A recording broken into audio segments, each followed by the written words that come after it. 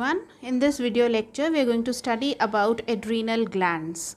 Adrenal glands are also known as suprarenal glands.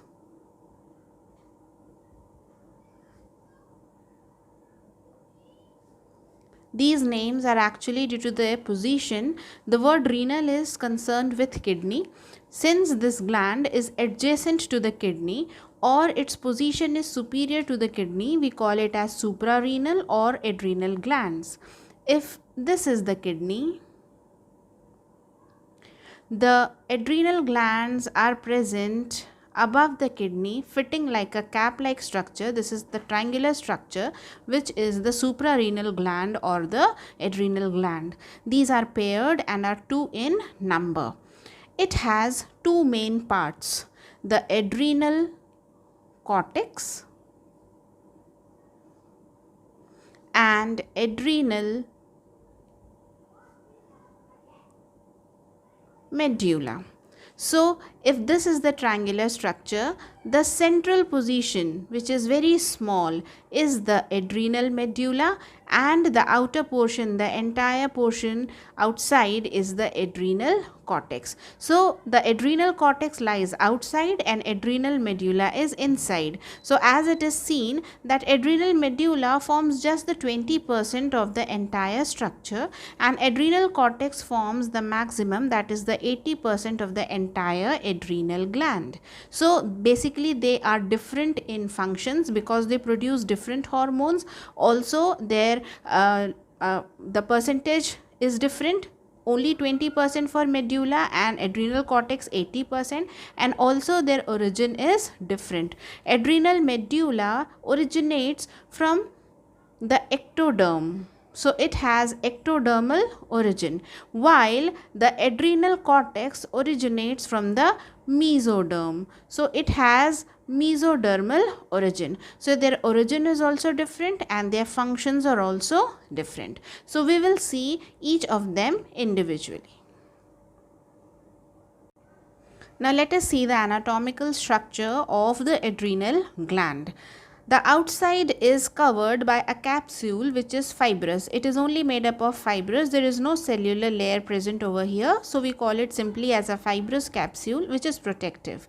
Then it is the adrenal cortex, and the innermost is adrenal medulla, which lies in the center. Adrenal cortex is divided into 3 zones. Zona glomerulosa, this layer. Then this layer is zona fasciculata, and this is zona reticularis. So zona glomerulosa forms 10% of the cortex, and reticularis also forms 10% of the cortex. Rest 80% of the cortex is formed by zona fasciculata, and so lies the secretion also. Zona glomerulosa and zona reticularis secrete just 10% of the hormones, while maximum hormone is 80%, which is secreted by zona fasciculata. Zona glomerulosa secretes aldosterone, which is a mineralocorticoid. Zona fasciculata secretes cortisol, which is a glucocorticoid, and zona reticularis secretes the sex corticoids, which we particularly call as androgens. So let us now see the secretions of adrenal cortex. In general, the adrenal cortex secretes the hormones which we call as adrenocorticoids. The hormones in general are called as adrenocorticoids. The adrenocorticoids are of 3 types. The first one is mineralocorticoids, which is secreted by zona glomerulosa, and I gave the example aldosterone. This is the most important mineralocorticoid. The second is glucocorticoids, and the example is cortisol. There is cortisone also. And the third one is sex corticoids, which we call as androgens. Particularly, we talk about the testosterone. So, these sex corticoids or androgens are the only source of testosterone in a female body. Otherwise, the Leydig cells are the source of testosterone in males also. But this is the only source for females. So, these are the hormones which are secreted by the adrenal cortex. Now, all these hormones that are secreted by the adrenal cortex are steroids. That means their precursor is cholesterol. So, cholesterol or fat is very necessary because they help in the formation of hormones which are steroids in nature. So, all the corticoids are steroids. So, let us first consider the aldosterone. The main function of aldosterone is to maintain the sodium level. So it maintains the sodium level, and these the sodium ions are actually have to be in higher concentration. So it is called as hypernatremia, and decreased amount of potassium ions, which is known as hypokalemia. So aldosterone has to maintain high level of sodium and less amount of potassium. So when is aldosterone secreted? It is secreted or triggered when there is a secretion of ACTH, adrenocorticotropic hormone, by the pituitary. So when the pituitary secretes ACTH, which stands for adrenocorticotropic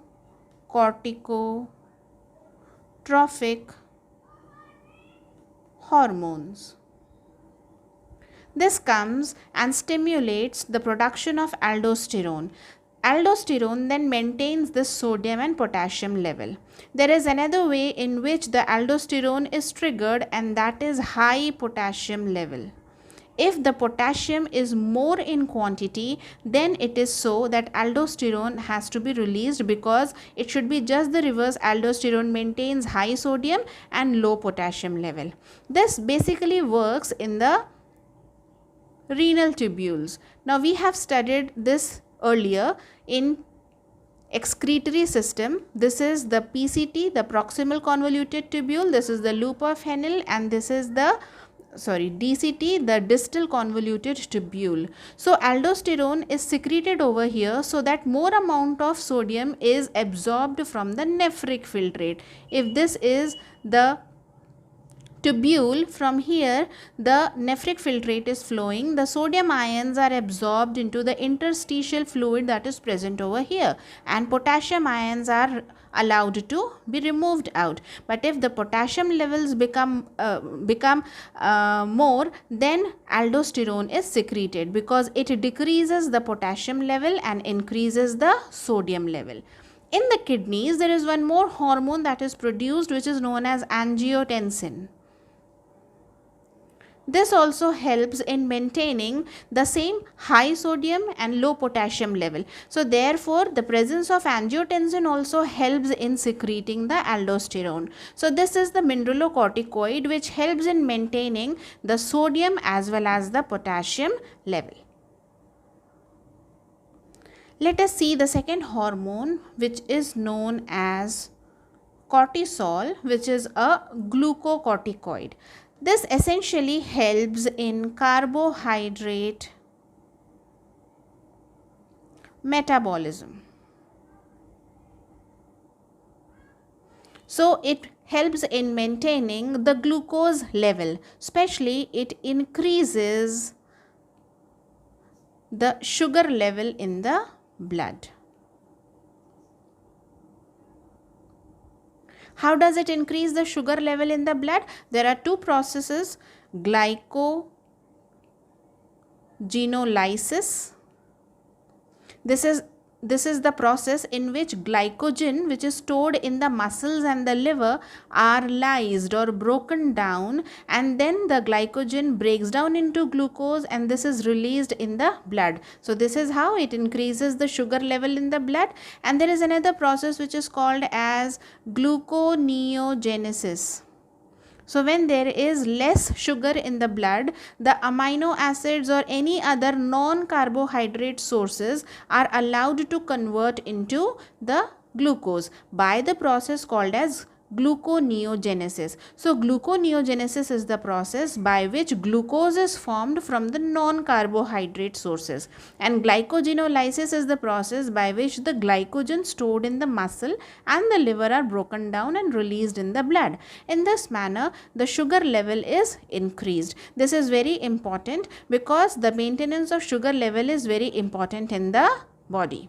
What will happen if cortisol is secreted less in quantity? The hyposecretion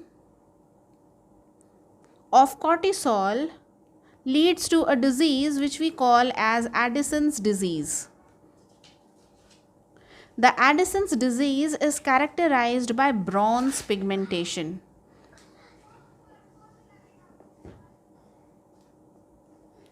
There are patches of bronze pigment found on the skin in the patient's body. This is called as bronze pigmentation, and also the heart rate is decreased,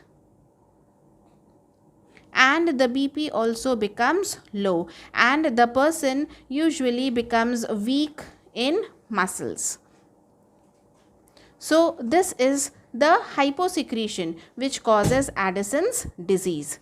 Now, what happens when there is hypersecretion?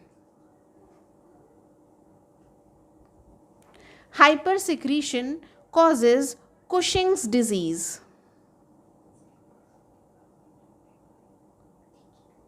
In Cushing's disease, the heart rate usually increases and there is a lot of fat deposition beneath the skin.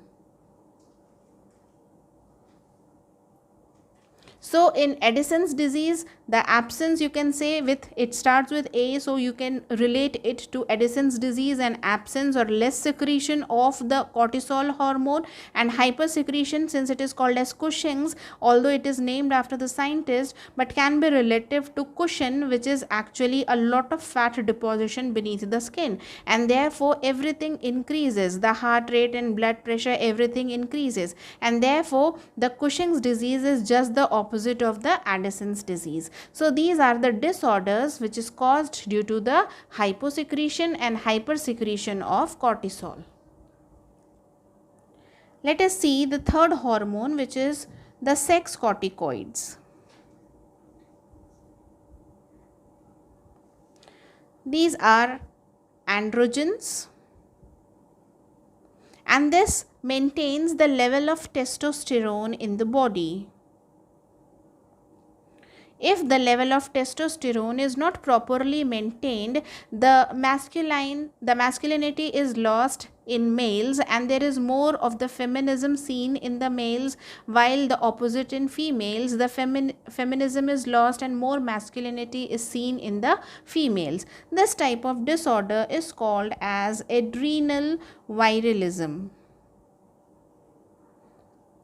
The production of the sperms as well as the ovum is not hindered, but there is only the external features, and there are certain characteristics, the sexual characteristics, which are seen due to the improper secretion of the androgens in the body. This is known as adrenal virilism. Let us now see the next part called as adrenal medulla. This is the central part of the adrenal gland, and it is very small in quantity. That means it has less cells as compared to the adrenal cortex, and it secretes two types of hormones: adrenaline, which is also known as epinephrine, and noradrenaline. The other hormone is noradrenaline, also called as norepinephrine.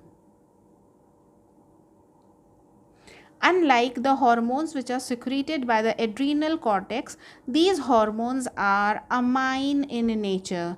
They were steroids or fatty, but these are amine in nature. There are just two hormones, adrenaline or epinephrine and noradrenaline or norepinephrine.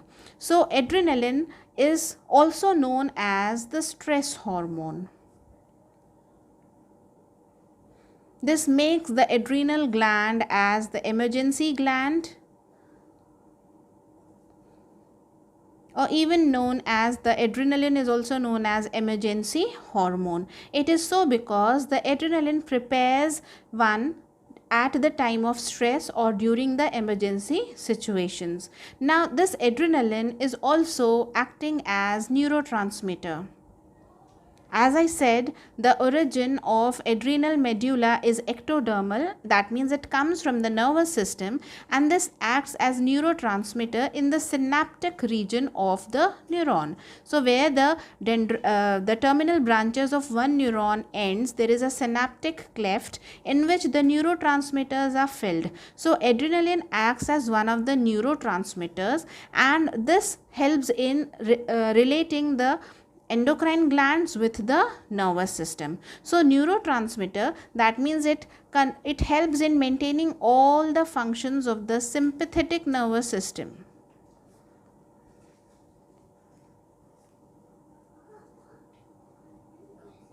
So sympathetic nervous system usually helps in dilating the pupil.